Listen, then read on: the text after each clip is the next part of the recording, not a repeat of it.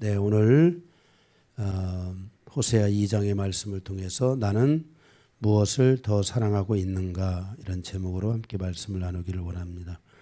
오늘 본문의 말씀을 서론을 보고 두 개의 대지로 나눠서 함께 은혜 나누기 원합니다. 아가서 8장 6절에 보면, 우리 아가 강의를 했죠. 아가서 8장 6절에 보면 너는 나를 도장같이 마음에 품고 도장같이 팔에 두라. 사랑은 죽음같이 강하고 질투는 수월같이 잔인하며 불길같이 일어나니 그 기세가 여호와의 불과 같으니라 그랬습니다.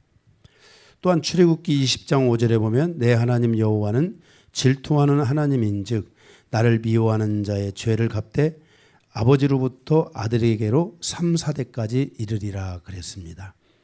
그러니까 여기 하나님의 사랑이 있는데 그 하나님을 사랑해야 될 자들이 사랑해야 되고, 하나님의 자녀들은 당연히 하나님을 사랑해야 됩니다. 부모가 자식을 당연히 사랑하고 자식이 부모를 당연히 사랑해야 되는 것처럼, 아내가 남편을 사랑하고 남편이 아내를 사랑해야 되는 것처럼 당연히 사랑해야 되는데, 그 사랑에서 빗나가게 될 때 하나님은 특별히 하나님을 사랑해야 될 자들이 하나님을 사랑하지 않을 때 하나님의 질투가 크다고 말씀했고, 이렇게 하나님을 사랑하지 않게 되면은 우리는 하나님을 사랑하지 않는 것으로 끝나는 것이 아니라 점점 하나님을 불신하게 되고 멀리하게 되고 미워하게 되고, 이래서 우리가 사단의 유혹에 말려서 공격을 받아 우리가 하나님의 사랑으로부터 떨어질 수 있습니다. 그럴 때 하나님께서는 그들에 대하여 3, 4대까지도 하나님께서 심판하시겠다는 것을 말씀하고 있습니다. 모든 그리스도인들이 신앙생활을 시작하면 하나님을 사랑하는 마음이 열려야 합니다. 하나님은 그 누구보다 그 무엇보다 사랑받기를 원하십니다. 하나님께서 우리를 사랑하사 독생자를 주신 것은 너무나 놀라운 사건이고, 이 사건에 대해서 우리는 믿음으로 반응할 수 있어야 됩니다. 그래서 우리 안에 믿음이 오게 되면 그 믿음과 함께 우리는 하나님을 사랑하는, 그래서 그 사랑을 기반으로 해서 사랑의 대로가 열리는 이런 일들이 이루어져야만 할 것입니다. 하나님은 그 누구보다 그 무엇보다 우리로부터 사랑받기를 원하십니다. 하나님께서 말라기에 보면 그들을 심판하시기로 작정을 하시는데, 그 중에 하나가 네가 나를 사랑하느냐라고 물었습니다. 우리가 하나님을 사랑하나이다 라고 그들은 말했지만, 하나님께서 말하기를 너희는 나를 진심으로 사랑하느냐 하면서 그들이 하나님을 사랑하지 않는 것에 대하여 하나님께서 조목조목 말씀하시는 것을 보게 됩니다. 우리는 신앙생활을 통해서 내가 얼마만큼 하나님을 사랑하고 있는지 다시 한번 우리는 우리 자신을 돌아봐야만 할 것입니다. 사도 요한은 요한일서 4장 16절을 통해 하나님의 사랑 안에 거하라 이렇게 말씀했습니다. 하나님의 사랑 안에 거하라는 말씀은 그 사랑 안에 살라는 말씀입니다. 많은 그리스도인들이 신앙생활에서 실패하는 것은 하나님의 사랑 안에 살지 못하기 때문입니다. 아이러니한 것은 대부분의 성도들이 하나님을 그 누구보다 더 사랑할 것 같은데 실제로 그 부분에 있어서 실패하고 있는 성도들이 너무나 많다는 것입니다. 그래서 하나님을 믿지만 하나님을 아직 사랑하지 못하는 사람들, 하나님을 믿는다고 하지만 아직 그 하나님의 사랑 안에 거하지 못하는 사람들이 있다는 것을 성경은 우리에게 말씀해 주고 있는 것입니다. 하나님의 사랑에는 질투가 있습니다. 그래서 하나님은 자신을 사랑하는 자를 사랑하시고 자신을 사랑하지 않는 자를 미워하신다고 말씀합니다. 하나님은 자신을 사랑하는 자를 축복하지만 자신을 미워하는 자를 향해 3, 4대의 저주가 이르게도 할 수 있다는 것을 성경이 우리에게 분명하게 말씀해 주고 있습니다. 그래서 우리가 그 부분에 있어서 하나님이 분명하게 표시하고 있는 것 중에 하나가, 하나님께서 야곱은 사랑하시지만 에서는 미워했다 그랬습니다. 그래서 야곱은 정말 하나님께서 그에게 예비한 신부를 만나기까지 하나님이 그에게 원하셨던 하나님의 뜻이 임할 때까지 야곱은 70년을 기다렸습니다. 그런데 에서는 그 세월을 기다리지 못하고 하나님의 뜻이 아닌 자기의 계획과 자기의 생각대로 가서 결국은 그가 이방 여인과 결혼을 하게 되고, 그리고 나중에는 지금은 현재로는 바로 이스라엘을 대적하는 자로 존재하는 이런 모습을 보면서 하나님께서 왜 그를 미워하신다고 하셨는지 우리는 그것을 등히 생각해 볼 수가 있겠습니다.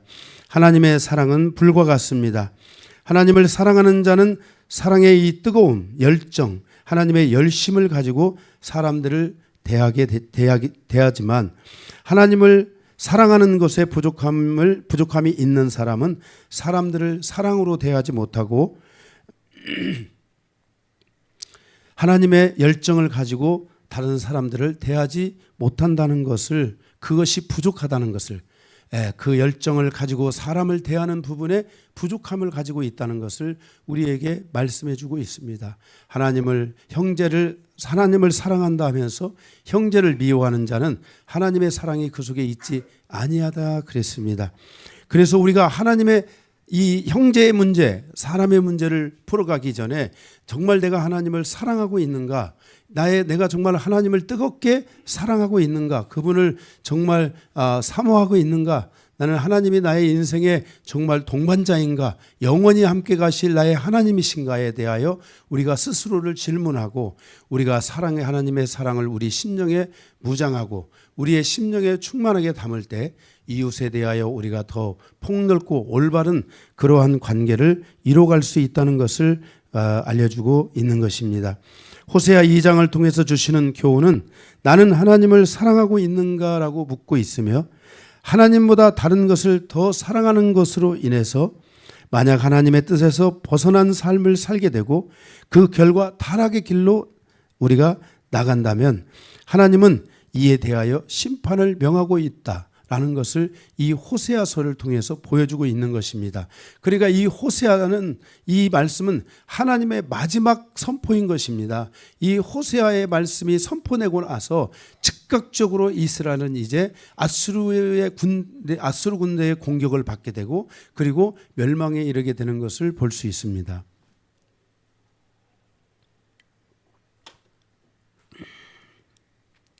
제가 아침에 약을 이게 좀 감기가 잘 안 떨어져서, 감기는 다 떨어진 것 같은데도 뭔가 좀 그래서 제가 약을 좀 먹었더니 입이 지금 탁탁 붙어가지고 어려움이 좀 있습니다. 그래서 여러분들이 기도로 들어주시기 바랍니다.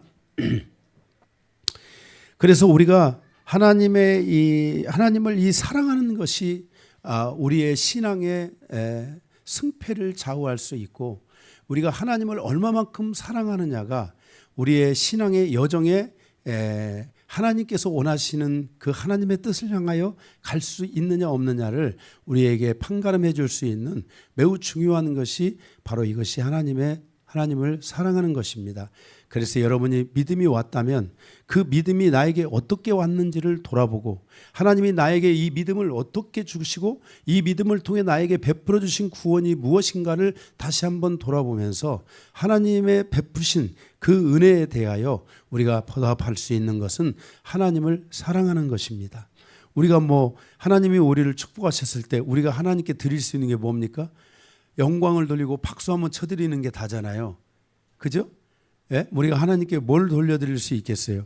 우리가 이렇게 하나님이 우리를 불러주시고 구원하시고 우리에게 믿음을 주셨다면 우리가 마땅히 가져가야 될 것 중에 하나는 그 하나님의 사랑이 얼마나 큰가를 것을 깨닫고, 나도 그 하나님을 진심으로 사랑하는 시간이 반드시 우리에게 있어야만 한다는 것입니다.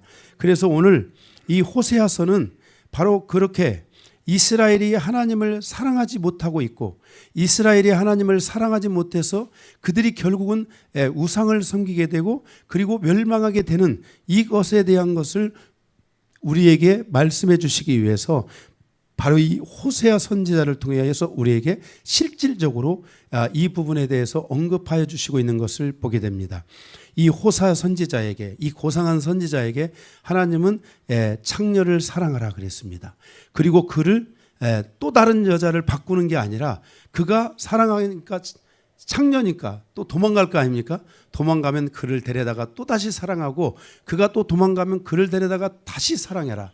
그래서 그에게서 사랑함으로써 그에게서 자녀를 낳게 되고 우리가 지난주에도 보았듯이 그 자녀마다 이름을 주심으로써 하나님이 이스라엘을 향하여 이렇게 사랑했다는 것을 너희가 창녀와 같은 존재인데 내가 너희를 이렇게 사랑했다.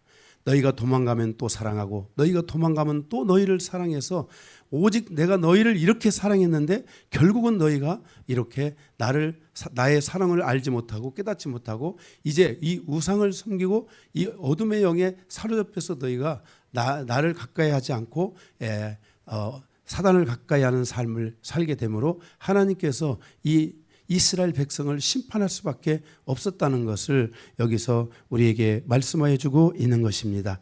오늘 이 본문 2장의 말씀을 통하여 다시 한번 우리가 하나님이 우리에게 대하여 무엇을 교훈하고 있는지 다시 한번 우리 두 가지로 나눠서 생각하면서 함께 은혜 나누는 시간이 되기를 원합니다. 첫 번째, 하나님에 대한 사랑을 잃어버린 하나님의 백성들을 통한 교훈입니다. 하나님의 사랑을 잃어버릴 수 있다는 것입니다. 사랑이라는 것은 뜨거워질 수도 있지만 식어질 수도 있고 사랑은 어둘 수도 있지만 사랑은 잃을 수도 있다는 것을 우리에게 말씀해 주고 있다는 것입니다. 반드시 그 사랑을 잃어버린 것에 대해서는 거기에 대해서는 대가가 있다. 그것을 우리에게 말씀해 주고 있는 것입니다. 20절의 말씀해 보면 출애굽기 20장 5절에 보면은 우상에게 전하지 말고 그것을 섬기지 말라. 여호와는 질투하시는 하나님이시라. 내가 그들의 3, 4대까지 저주할 것이다 라고 하나님이 말씀하십니다. 그러니까 왜 우리가 이 사랑을 하나님에 대한 사랑을 왜 잃어버리는가? 그것은 다른 영 우상을 섬기게 되고 다른 영들을 사랑함으로써 하나님의 이 사랑이 우리 안에서 식어지기 시작하고 이 사랑을 잃어버릴 수 있다는 것을 우리에게 말씀하여 주고 있는 것입니다. 거기 5절에 보면 이스라엘이 더 사랑했던 것은 무엇인가? 그것은 바로 바알과 아세라상이었습니다. 이 가나안 땅에는 바알이라는 남성의 신과 이 아세라라는 여성 신이 있었는데 바로 이들은 풍요의 신이기도 하고 이들은 또한 다산의 신이기도 했습니다. 그래서 민족의 번성을 가져오기도 하고 또한 비와 농사를 축복하셔서 자기들의 삶을 축복하는 신이 바로 이 바알 신이라고 아세라 신이라고 그들은 믿었습니다.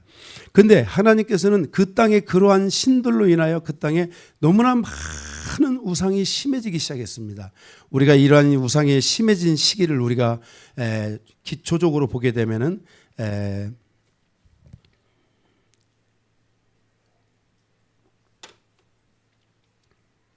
창세기에 보게 되면 창세기 9장에 보면 구스의 아들 니무롯이 있는데 니무롯의 이 아들은 딱 그 니무롯의 아내가 구스의 아내가 바로 이 세미라미스인데 이들을 통해서 어둠의 신학이 들어와 가지고 이들이 막 짐승의 그 제사를 지내면서 짐승을 죽여서 그 짐승의 막 피를 몸에다 묻히고 자기들의 몸에 상처를 입혀서 막 그 이 피로 얼룩진 막 그런 모습들을 가지고 거기서 그들이 이렇게 막 뭡니까 그 이런 그 음란을 행하고 하는 이런 정말 그 하나님께서 보실 때 이게 하나님의 백성이라고 할 수 하나님이 정말 인정할 수 없는 그런 일들을 그들이 행하였는데 이것을 이스라엘 백성들이 그대로 가지고 가서 그것을 행하는 겁니다.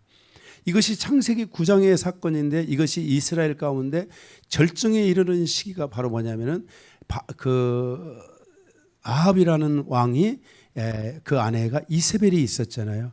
바로 이 이세벨이 그 자기의 이 궁전에다 데려다 놓고서 그 이 바알과 아세라 그 상을 섬기는 제사장들 850명을 거의 다 데려다 놓고 거기서 그런 정말 말도 안 되는 일들을 거기서 저지르게 되는 것입니다. 그 절정의 시간이 바로 갈멜산에서 엘리야가 하나님 앞에 비를 내려달라고 기도하는데 그 제사장들은 가서 어떻게 했습니까?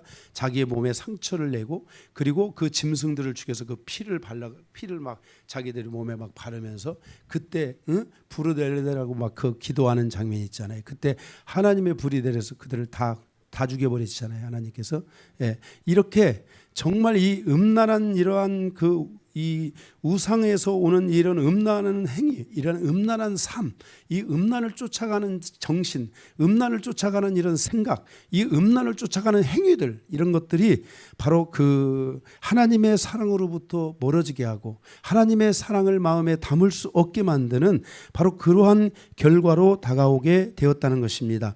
이런 행위들을 지금 이 호세아서에 오게 되면은 지금 이미 제가 말씀을 드린 것처럼 아방과 이세벨로 또 계속 그 구스와 세미라미스, 니므롯과 세미라미스로부터 그 땅에 이루어졌던 이 그리고 그 바벨탑 사건으로부터 이루어졌던 이 모든 사건들이 끝난 것이 아니라 이런 것들이 계속 흘러와 가지고 지금 이스라엘의 그 왕들과 왕족들과 그 이스라엘 땅 위에 그 궁전 안에서 이런 일들이 벌어지게 되고, 이러한 일들이 끝난 것이 아니라 그 일이 북이스라엘이 멸망하기까지 가잖아요. 예? 그 중간에 또 솔로몬 성전이 지어지지 않습니까? 이 남유다에는 솔로몬 성전이 지어지는데 그 예루살렘의 성전, 그 성전이 지어지는데 그 성전에 여러분들이 에레미야, 제가 이제 강의를 곧 언젠가 하겠지만은 에레미야 강의를 보면 그 성전 안에 막 거기에 뭐 막 정말 오만잡단 막 이 우상들을 갖다 놓고 막 그 성전이 완전히 더럽혀지는 이런 장면들을 보여주고 있잖아요. 그래서 예수님께서 이 땅에 오셔 그런 흐름들이 계속 유대교 안에 흘러왔고 예수님이 오실 때까지 그런 게 존재했던 거예요. 그래서 예수님께서 그 책찍을 만들어 가지고서 나는 그 성전에 들어가서 그것들을 다 때려 부수고 다 쫓아내시는 장면들이 있잖아요. 예수님이 왜 성전에 들어가서 책찍을 휘두르시겠습니까? 예, 그런 일들이 있잖아요. 이렇게 우상 숭배로 인하여 이렇게 음란해지기 시작하고 이런 것들을 이제 정말 이런 것들이 그들의 그 가슴에 들어오고 심령 안에 들어오고 그들의 생각과 그들의 삶에 그들의 가정 안에 이런 것들이 들어오기 시작하면서 그들은 더 이상 하나님을 사랑할 수가 없었던 것입니다. 하나님을 사랑한다고 고백하지 못했습니다. 그래서 그러한 부분들에 대하여 하나님의 진노가 임하는 것을 보게 됩니다. 거기 2장 2절에 보면 너희 어머니와 논쟁하고 논쟁하라. 그는 내 아내가 아니요 나는 그의 남편이 아니라 그가 그의 얼굴에서 음란을 제하게 하고 그 유방 사이에서 음행을 제하게 하라. 그렇지 아니하면 내가 그를 벌거벗겨서 그 나던 날과 같이, 그 나던 날이 어떻게 해서요? 우리가 날 때 옷 입고 나옵니까? 벌거벗고 나오잖아요.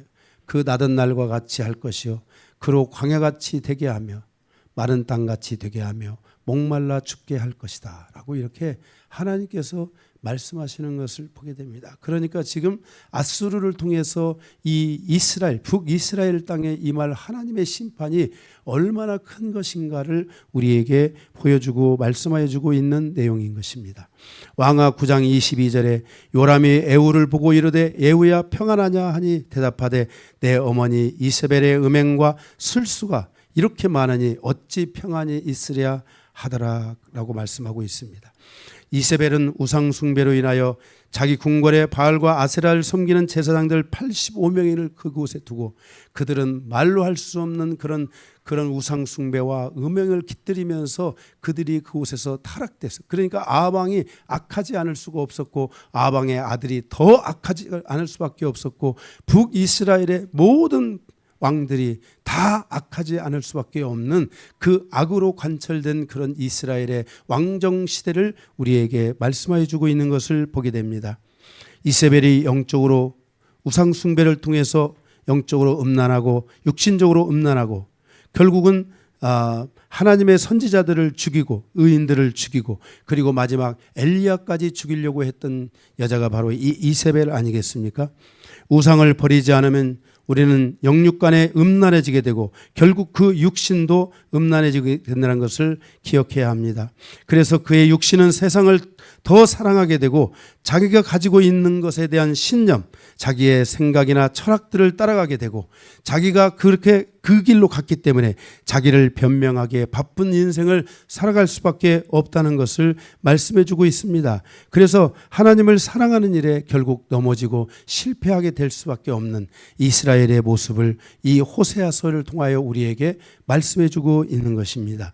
결국 자기 안에 존재하는 우상을 박살내야만 하는 것입니다. 자기의 신념을 내려놔야 되고 박살내야 합니다. 그것을 버리지 않으면 그는 그것을 의지하되 하나님을 더 의지하지 않게 된다는 것입니다. 사람의 본능은 자신이 더 의지하는 것을 사랑하고 그것이 그 자신의 삶을 결정하게 합니다. 하나님의 뜻을 따르지 않고 하나님의 말씀을 따라서 살지 못하게 만드는 것이 자기 안에 존재하는 사람의 본능, 육신의 본능이라는 것을 우리는 기억해야 할 것입니다.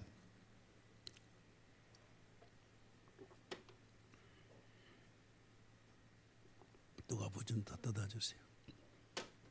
입천장이 딱딱 붙어가지고 제가 지금 말씀을 전할 수가 없습니다.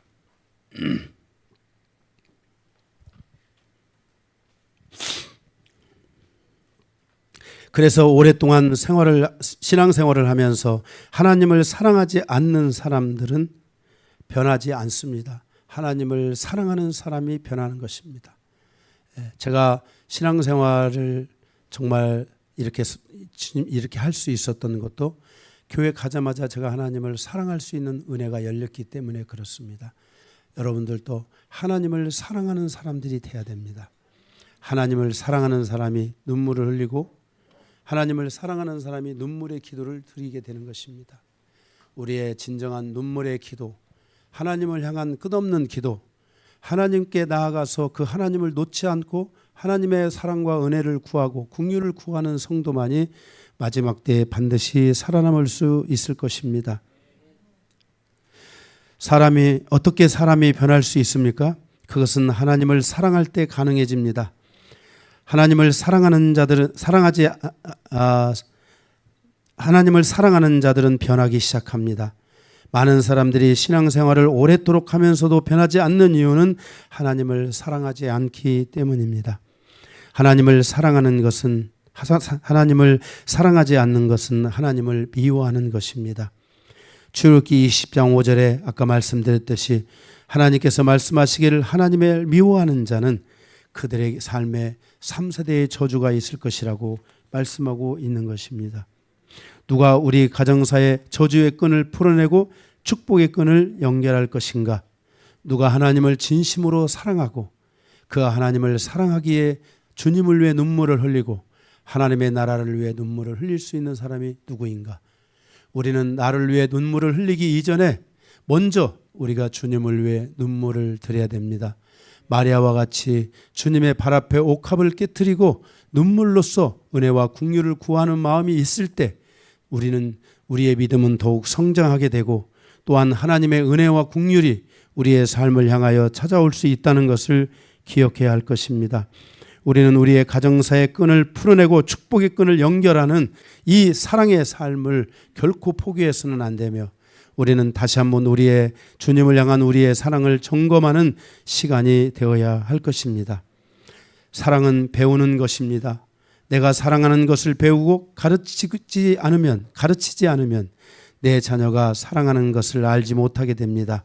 그래서 모든 성도들은 하나님을 사랑하는 것과 하나님의 사랑에 대해서 가르치고 그 사랑을 배우도록 해야 합니다. 저희도 저희 자녀들에게 저희 부모를 섬기고 사랑하도록 가르쳤습니다. 어려서부터 엄마 생신이 돌아오면은 작은 것 하나라도 꼭 선물을 해라 하고 지금까지 계속 가르쳤습니다. 그거 우리가 받아서 얼마나 하겠습니까? 그런데 사랑이라는 것은 이렇게 가르치고 그들이 그 사랑을 할 수 있도록 정말 어려서부터 그 사랑을 배워서 늙어서까지 그 사랑을 잃지 않도록 만들어주는 것이 우리 부모들이 해야 될 중요한 가르침이라고 생각합니다. 그래서 모든 성도들은 하나님을 사랑하는 것과 하나님의 사랑에 대해서 가르치고 그 사랑을 배우도록 우리는 최선을 다해야만 하는 것입니다. 왜냐하면 요한일서 4장 8절에 하나님은 사랑이라 그랬습니다. 하나님은 사랑하시는 분이다라는 뜻입니다. 요한일서 4장 7절에 사랑하는 자들아 우리가 서로 사랑하자. 사랑은 하나님께 속한 것이니 사랑하는 자마다 하나님께로부터 나서 하나님을 알고 사랑하지 아니하는 자는 하나님을 알지 못하느니라 그랬습니다. 요한일서 4장 10절에 사랑은 여기 있으니 그랬습니다. 인간사와 가정사를 풀어가는 시작이 하나님을 사랑하는 것입니다. 왜냐하면 사람을 구원하고 회복시키는 모든 사랑이 하나님으로부터 시작되었으며 하나님이 우리를 사랑하시기에 이것이 가능했고 우리가 우리의 삶을 변화시키고 우리의 가정사를 새롭게 풀어가는 모든 과정도 하나님을 사랑하는 마음으로부터 이루어질 수 있다는 것을 우리는 기억해야만 할 것입니다. 우리가 하나님의 사랑을 알게 될 때 자기 인간사와 자기 개인사와 가정사에 존재하는 어둠의 끈을 끊어내고 새로운 사랑의 역사로 새로운 그 사랑의 끈으로 우리를 하나로 만들어가는 일들을 이루게 되는 것입니다. 나의 인생사가 행복하고 사랑으로 충만해지기를 원한다면, 나의 가정사가 행복하고 사랑으로 충만해지기를 원한다면 그는 자기 안에 존재하는 우상을 버려야 하고 하나님의 뜻 밖에서 사랑했던 것들을 끊어내고 새롭게 그것들을 바꾸고 나의 인생사와 가정사의 변화와 새로운 시작이 바로 사랑으로부터 시작된다는 것을 기억하고 하나님을 다시 뜨겁게 사랑하는 이 사랑을 반드시 회복해야만 할 것입니다. 그래서 하나님은 사랑하는 분이라고 말씀하고 있으며 하나님께서 먼저 나를 사랑하셨다라고 말씀하고 있습니다. 여러분이 구원을 받았다면 그것은 하나님의 사랑이라는 것을 아셔야 됩니다. 여러분의 모든 것들을 주님께서 치유하시고 회복하셨다면 그것은 바로 하나님의 사랑이라는 것을 아셔야 하는 것입니다. 우리가 제일 먼저 하나님을 믿게 되면 믿음을 얻지만 우리는 그 믿음을 통해 이 믿음이 어떻게 왔는지를 돌아보면서 이 믿음이 하나님의 이 나를 향한 사랑이 아니었다면 이 믿음이 내게 올 수 없었다는 것을 기억하고 우리는 다시 하나님을 사랑한다고 고백하는 삶으로 우리가 화답할 수 있어야만 하는 것입니다. 이스라엘은 원래 하나님을 사랑했던 백성들입니다.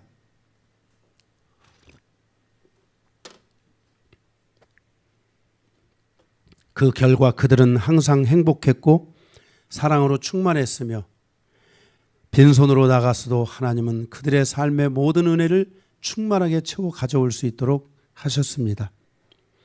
그들은 하나님의 축복을 받는 백성들이 되었습니다. 그러나 그들이 가나안 땅에 들어가서 우상 숭배에 빠져서 300년 사사기 시대의 우상 숭배에 헤매였고 왕정 정치를 왕을 세워달라고 요청해서 왕정 정치를 하며 왕을 통해서 나라를 다스리는 세월을 그들이 수백 년을 500년을 지나가지만 그러나 그들은 하나님을 뜨겁게 사랑하는 그 일에 점점 실패하고 넘어졌습니다. 그 결과 북이스라엘이 멸망했고 남유다가 멸망하게 되는 것을 보게 되는 것입니다. 그리고 그 사랑을 잃어버린 그 백성들이 수천 년 동안을 유리방황하면서 살아가는 모습을 성경은 우리에게 또렷하게 말씀하여 주고 있는 것입니다. 우리는 하나님을 이러한 과정을 통해 우리는 하나님을 사랑하는 것이 얼마나 중요한 것인지를 다시 한번 깨달아야만 할 것입니다. 하나님은 그들에게 말씀하십니다. 사랑하는 자들아 내게로 돌아오라. 이 호세아 선지자의 이 마지막 이 말씀은 하나님의 절규입니다.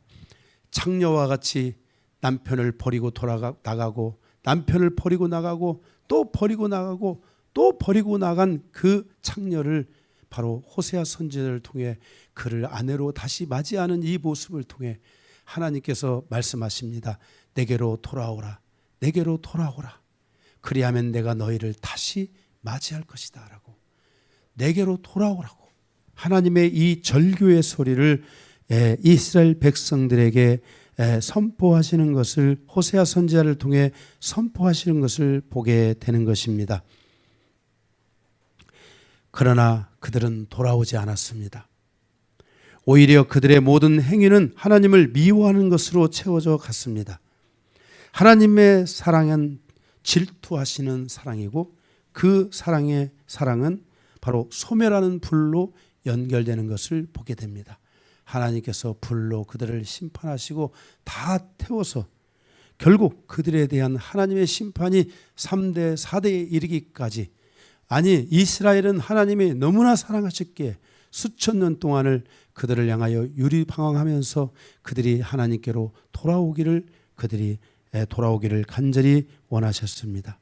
우리가 잘 아는 대로 바로 그렇게 유리방황했던 그들이 1948년 8월 15일입니까? 8월 15일 날 그들이 다시 지금 이스라엘 땅으로 돌아와서 하나님만을 그들이 섬기기로 결단하고 지금까지 그 나름대로는 율법을 통해서 하나님을 섬기지만 하나님을 섬기는 그 일에 그들이 돌아온 것을 보게 됩니다.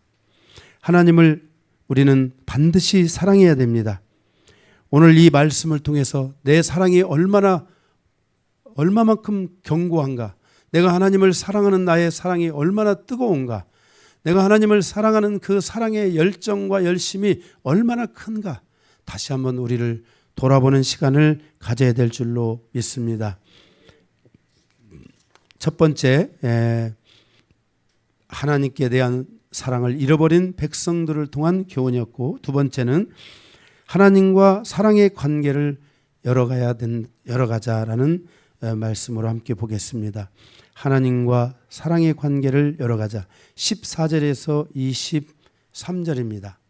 하나님께서 심판하기 전에 다시 한번 이스라엘 백성들을 그 자신들의 과거를 돌아보고 하나님께서 다시 그들을 돌아오도록 촉구하는 그런 말씀들을 여기 주고 계십니다. 호세아 선지자를 통해서 촉구하고 있는 것은 누구보다 다시 하나님과의 관계를 열어갈 것에 대하여 이스라엘 백성들에게 선포하고 있는 것입니다. 그 말씀의 내용을 소대지로 3개로 나눠서 2개로 나눠서 함께 보겠습니다. 가로 1번 14절에서 18절. 그들을 위해 인생사의 거친 들을 허락하셨다는 것입니다. 그들의 삶이 괴로우면 그들이 하나님께로 돌아올 줄 알았습니다.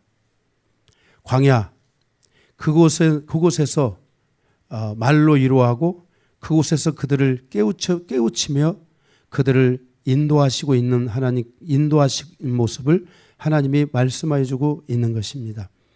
14절에 보면 인생사와 가정사에 닥친 거친 들은 하나님의 부르심이며 깨우치심입니다.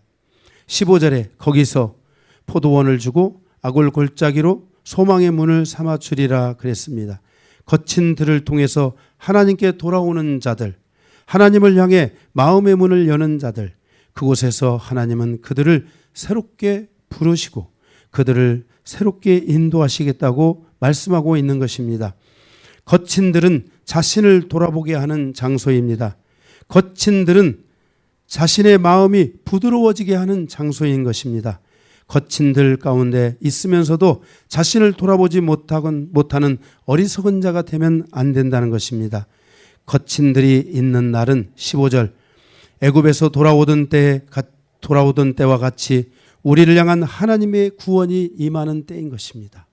바로 이렇게 거친 들을 통해서 하나님께서 그들을 다시 일깨우려고 하는 하나님의 열심, 이 사랑의 열정이 그들에게 마지막까지 전달되고 있는 것을 우리에게 말씀해 주고 있는 것입니다. 거친 들을 통해서 하나님을 붙잡음으로 16절에 보면 뭐라 하겠습니까? 16절 여호와께서 이르시되 그날에 내가 나를 내 남편이라 일컫고 다시는 내 바알이라 일컫지 아니하리라 이렇게 말씀했습니다. 결국 바알을 버리고 바알의 이름을 버리고 다시는 그것을 의지하지 않겠다는 그 깨달음과 결단이 있어야만 한다는 것입니다. 그런데 결국 그들은 그렇게 하지 못했습니다. 물론 이것은 미래적으로 보게 되면 결국 지금 현재 그들의 그 시대로부터 미래에 현재에 이르는 이스라엘을 보면 그때 그들은 다시금 그 거친 들에서 그들이 정말 2차 세계대전을 통해서 600만 명이 학살을 당하고 그 외에도 유리방황하며 엄청난 고난의 시간을 그 거친 들을 그들은 경험하면서 그들은 결코 다시 하나님께로 지금 현재 돌아와 있잖아요. 지금도 이스라엘의 삶에 부르닥치고 있는 많은 거친들이 있는데 이 거친들은 훗날 이스라엘이 구원을 얻게 하는 다시 하나님을 붙잡고 예수 그리스도를 믿는 이 믿음으로 돌아오는 시간이 되게 할 줄로 믿습니다. 이렇게 우리 인생사에 거친들이 있다면 이 거친들이 하나님께서 나로 하여금 하나님을 더 바라보게 하는 것이구나. 나로 하나님을 더 사랑하게 하시는 거구나. 우리가 이것을 깨닫고 하나님 앞에 온전한 마음으로 돌아와야 될 줄로 믿습니다. 거친들을 통해서 18절에 보면은 그 날에는 내가 그들을 위하여 들짐승과 공중의 새와 땅의 곤충과 더불어 언약을 맺으며 또 이 땅에서 활과 칼을 꺾고 전쟁을 없이 하고 그들을 평안히 눕게 하리라 그랬습니다. 이 거친들을 통해서 다시 하나님과 언약을 세우고 인생사와 가정사가 하나님께로 돌아온다면 하나님이 활과 칼과 전쟁을 뽑아내고 하나님의 평강을 가져오는 시간을 만들어 주시겠다고 약속해 주셨습니다. 저도 제가 세차장을 했잖아요. 세차장을 하면서 정말 하나님께로 돌아가야 되겠다라고 이렇게 결심하게 된 그것 중에 하나, 첫 번째가 뭐냐면은 일이 너무너무나 힘들었습니다. 정말 한 5, 600만 원을 벌기 위해서 이 손가락이 다 굳어져 가지고 손가락을 필 수 없을 정도로 우린 진짜 열심히 일했습니다. 그 열심히 해야만이 됐었습니다. 근데 너무 힘드니까 내가 전에 목회할 때는 이렇게까지는 힘들지 않았는데 목회도 엄청 힘들지만 그래서 다시 돌아가자. 그때 깨닫게 된 겁니다. 그 거친들이 아니었다면 정말 돌아올 수 있었을까? 네, 이렇게 생각합니다. 우리의 삶에 있어서 우리 여러분들의 인생에 하나님이 거친들을 주실 때, 내 인생에 고달픔을 주실 때 이게 하나님이 나를 향하여 새롭게 부르시고 있는 것이구나. 이것을 통해 내가 하나님께로 가야 되겠구나.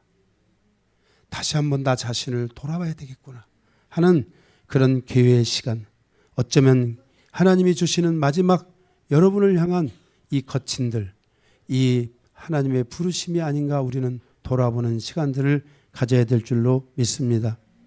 두 번째, 하나님의 말씀을 붙잡고 하나님의 말씀을 다시 붙잡아야 하고 하나님의 말씀을 다시 의지해야 한다는 것입니다. 여기 19절에서 23절입니다. 내가 내게 장가들어 영원히 살되 공의와 정의와 은총과 궁휼히 여김으로 내가 장가들며 진실함으로 내가 장가들리니 내가 여호와를 알리라 그랬습니다. 이 이스라엘 공동체가 신부 공동체잖아요. 여기 신랑이 그쪽으로 온다는 거예요. 그 땅으로 온다는 거예요. 신부가 가는 것이 아니라 신랑이 그 땅으로 온다는 것을 말씀해 주고 있어요. 하나님께서는 이 모든 것들을 계획하고 하나님이 원하시는 이 신부 공동체를 하나님이 세워가기를 원하시고 계신다는 것을 말씀해 주고 있습니다. 21절에 여호와께서 이르시되 그날에 내가 응답하리라. 나는 하늘에 응답하고 하늘은 땅에 응답하겠다 그랬습니다.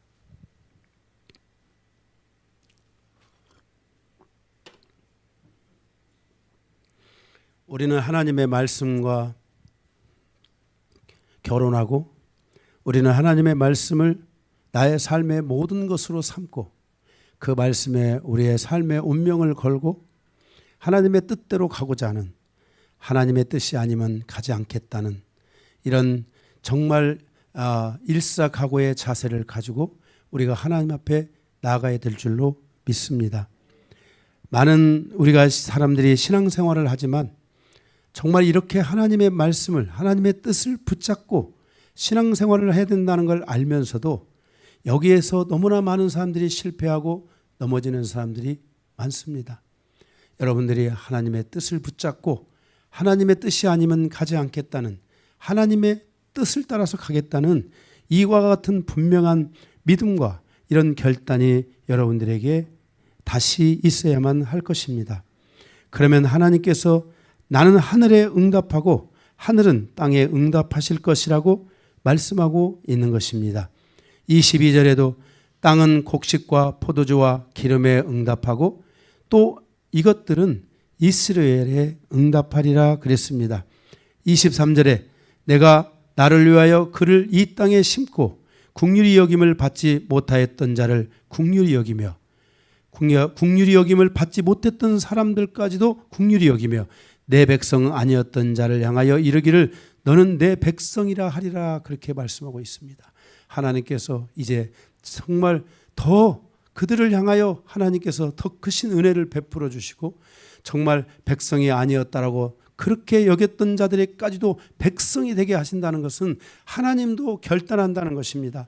너희가 내게 돌아온다면 나도 너희를 향하여 이렇게 결단하겠다. 너희가 내게로 돌아온다면 나도 너희를 향하여 이러한 마음을 내가 가질 것이다 하면서 하나님께서 호세아 선지자를 통하여 여기 이스라엘 사람들에게, 이스라엘 백성들에게 하나님께서 말씀하고 있는 것을 보게 됩니다. 만약 이스라엘이 호세아 선지자를 무시하지 아니하고 이 말씀을 그들이 들었다면 하나님은 그들의 돌아오는 그들이 그 과거에 어떤 일을 행했을지라도 하나님은 그것을 다 용서하시고 하나님께서 그들에게 이 하나님이 약속하신 말씀대로 그들에게 응답하여 주셨을 것이라고 우리는 분명히 믿을 수 있습니다. 이와 같이 오늘 우리가 살아가는 우리의 삶도 이렇게 다시 한번 하나님 앞에 돌아가는, 정말 이 거친들을 통과하면서 우리의 삶에 우리를 향하여 부르시는 그 하나님의 그 간절함을 우리가 깨닫고 우리가 하나님 앞에 돌아가서 그 하나님의 뜻과 말씀 앞에서 살아가기를 다시 결단하며 하나님을 사랑하는 이 삶의 여정이 우리에게 열려야 될 줄로 믿습니다. 부흥은 하나님의 말씀을 믿는 자들에게 열리는 축복과 생명의 문이라는 것을 반드시 기억해 주시기 바랍니다. 말씀을 마치겠습니다.